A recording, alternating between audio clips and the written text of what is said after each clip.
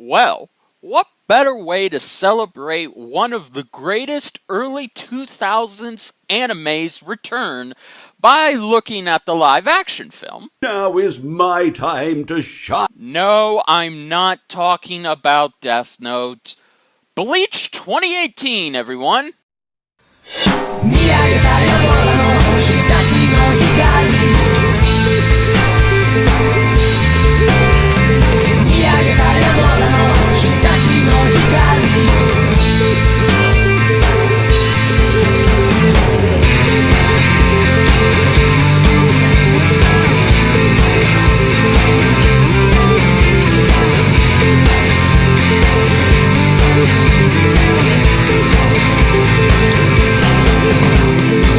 Hello, YouTube! Yep, we're gonna take a look at an anime film that doesn't suck or piss off weebs. So with that being said, here's your handsome, cynical host with the most, SaberKing. How am I cynical, asshole? And how did you get a hold of my script? You're just proving my point, dude. Whatever. Sup, subs? I hope y'all are doing well in this not-so-fun apocalypse. Hopefully after this video, you'll like and share, while all you newcomers will hit that subscribe button. Our second shonen live-action anime adaptation. Let's hope this one actually goes better than the last.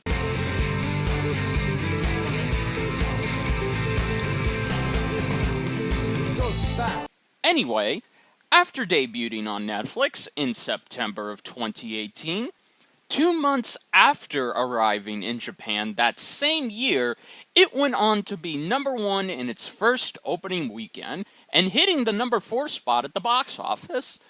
Then the following weekend dropping off to #5. By the end of its run, the movie had earned 49 million yen in the worldwide Asian box office.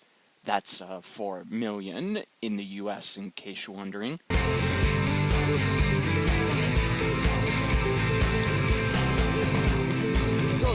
So, you're wondering how they can take Bleach and make it work in live-action media? Well, rather than trying to fit 2 of the franchise's biggest early arcs into just one movie, Bleach instead chooses to be a direct film adaptation of the Soul Reaper Agent arc, with a few minor changes, of course, as they have to make it easier for any newcomers to follow. And taking on this massive responsibility is the film's director, who some of you will remember from his first live-action debut, Death Note. It's okay. It's not your fault. I forgive you. After this beautiful kick-ass film, just focus on this and nothing else. So let's just jump straight into the film. I'm not gonna lie, I was a bit excited, yet cautiously optimistic.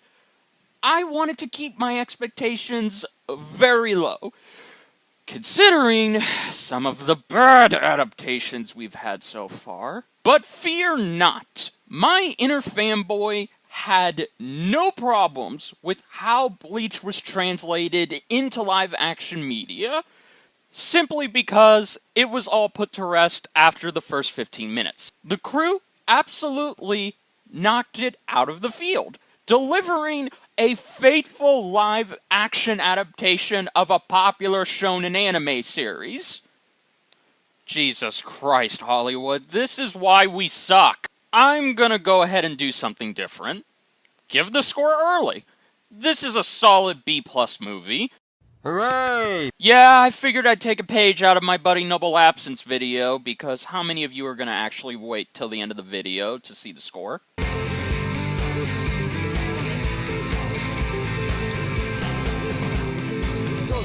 As mentioned previously, there were a few notable changes made from the Prime source material to make this fit into an actual movie script.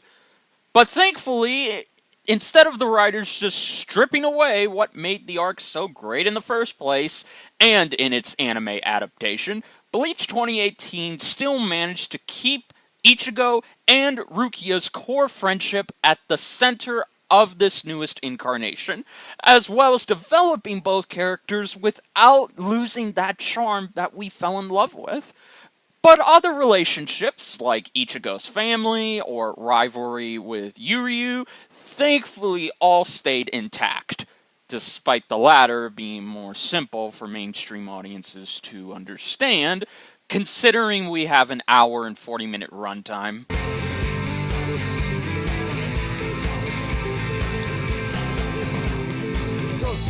Speaking of the core characters, each of them still managed to play a big significant part in the finished script. All of the characters we know from our childhood were very well written and executed in this newest interpretation, thanks of course to the actors in both the English dub and in the original Japanese sub. Everything was taken very seriously without having it feel phoned in. There were only a few minor characters that felt underdeveloped, such as Chad, Renji, Tatsaki, and Kusuke. However, these are all just tiny nitpicks, and I understand they couldn't develop them any further with the risk of padding out the film.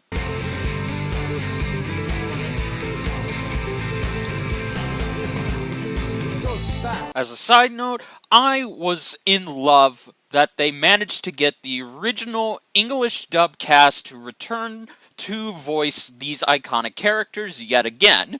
Johnny Young Bosch, Stephanie Sheath, Jance Calloway, Derek Stephen Prince, and Doug Orderitz all gave such fantastic voiceover performances, bringing me back to a sense of nostalgia that I got whenever I watched the series first as a kid.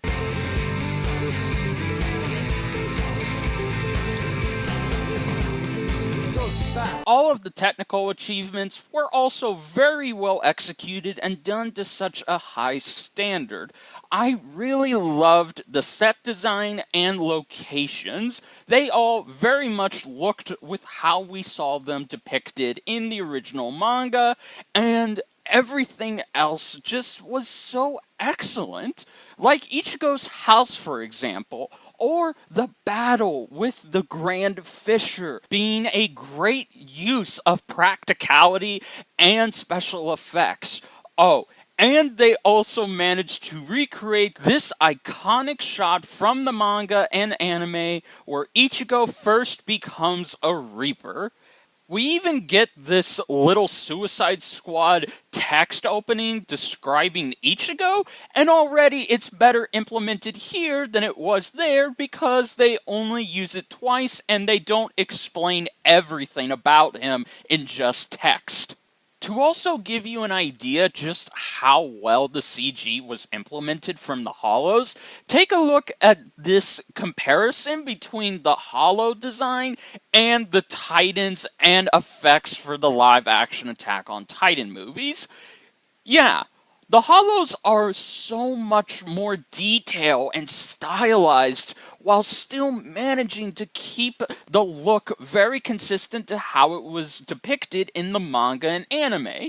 But if you just care about awesome badass fight sequences and not the effects or story, then don't worry, this movie's got you covered. They managed to translate Ichigo's battles with the Hollows, his final duel with Reggie, and his short but badass duel with Kuchuki. All of the sword fights are done in one takes and cut very well with little to no shaky cam or 10 different cuts like a Michael Bay movie or just the sucky action in Iron Fist Season 1. You will definitely be satisfied by all of this glorious action sequences.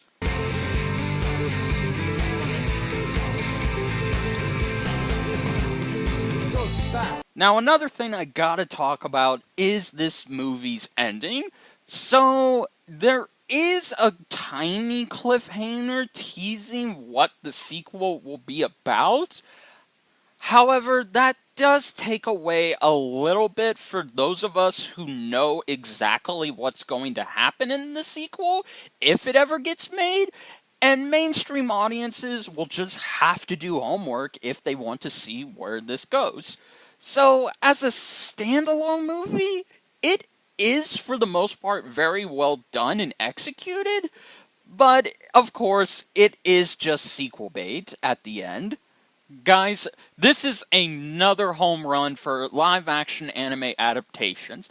Everything that we were afraid they would get wrong in this, they managed to get right. Everything was just done to such a high standard that I am still to this day shocked that Japan can give us Bleach and other great hits, but Hollywood can only get 2 goddamn movies right. This world.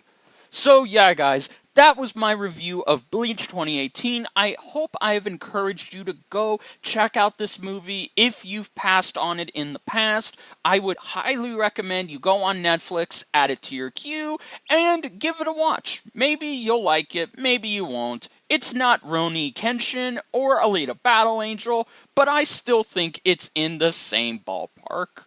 That's a wrap, everyone. Let me know what you would like me to review when it comes to anime in the future, and I'll be sure to get on it, because you better believe I'm going to check out some of the other bad ones coming soon. Before I head off, I'm going to go ahead and let my roommate, Kuma, tell you about my new and improved Patreon. Take it away, asshat. Love you too, jerk. Yes, all you fellow nerds, the SaberKing Patreon is more improved than before. For just $1, you can get your name mentioned at the end of the video. But that's not all. You'll also get a 1-hour Google Hangout chat with Rich himself, only once a month. For $5, you'll get a sneak peek at his shitty script before it goes into production. Maybe you'll even get a chance to steal it to make it better. And lastly, for $10, this is a big one. You could become an executive producer on his Versus series. Toss some ideas around. Maybe it'll get a future episode. So what are you waiting for? Unless you're lazy, go to patreon.com/SaberKing and pick up a perk. Till then, we'll see you guys for the next one. Bye!